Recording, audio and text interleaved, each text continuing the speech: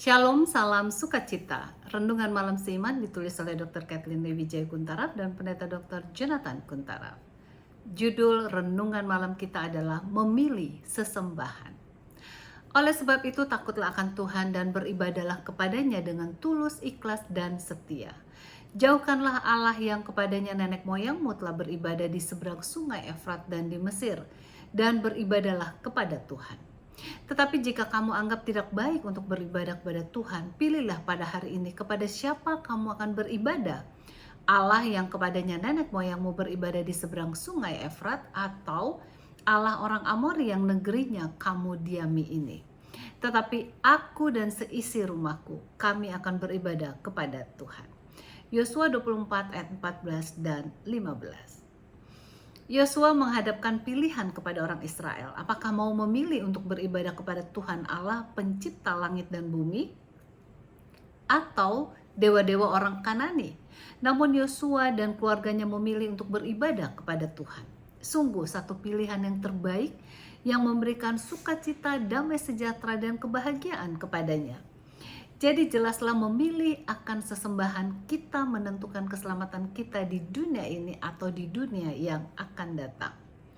Memilih sesembahan juga menentukan filsafat kehidupan kita, pola kehidupan kita, bahkan menentukan pakaian yang kita pakai dan makanan yang kita makan.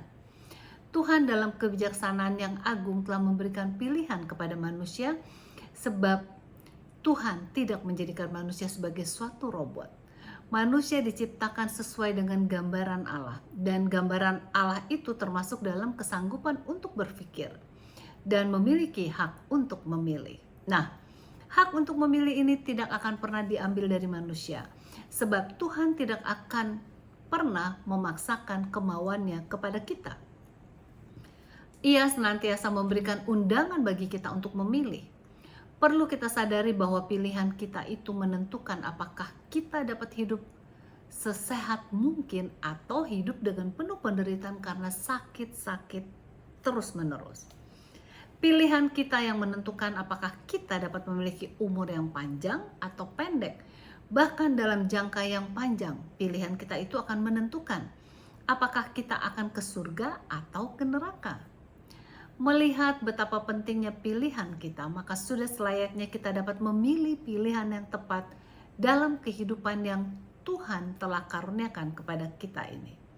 Pilihan yang salah dalam pola hidup bisa saja menyebabkan seseorang menderita stroke yang berkepanjangan sehingga terbaring di atas tempat tidur untuk puluhan tahun, yang jelas mengganggu kebahagiaan kita maupun kebahagiaan teman hidup kita dan keluarga kita masing-masing. Itulah sebabnya dalam program Departemen Kesehatan dari Gereja Masehi Advent Hari ke-7 sedunia, di mana salah satu penulis melayani untuk selama 20 tahun, telah menelurkan suatu pola hidup sehat dengan memakai akronim Celebration. Apakah alfabet yang pertama? Itu adalah huruf C untuk choice atau pilihan. Kedua penulis akan mencoba membentangkan dalam renungan malam seiman di beberapa bulan mendatang, agar kita dapat menyadari betapa pentingnya untuk memiliki pola kehidupan yang sehat, disertai dengan hukum sebab dan akibat. Namun langkah yang pertama dari memiliki kehidupan yang sehat dimulai dengan memilih pilihan yang tepat. Ingatlah, untuk melampaui jarak 1000 km harus dimulai dengan langkah yang pertama. Nah, langkah yang pertama dapat dalam kehidupan sehat ialah pilihan yang tepat. Kiranya kita masing-masing dapat memilih Tuhan yang hidup, yang memberikan kita kuasa untuk memilih, sehingga kita dapat memilih dan mengikuti petunjuk Tuhan, pencipta langit dan bumi, karena hanya pencipta kita sajalah yang mengetahui apa yang terbaik bagi ciptaannya. Tuhan Yesus memberkati.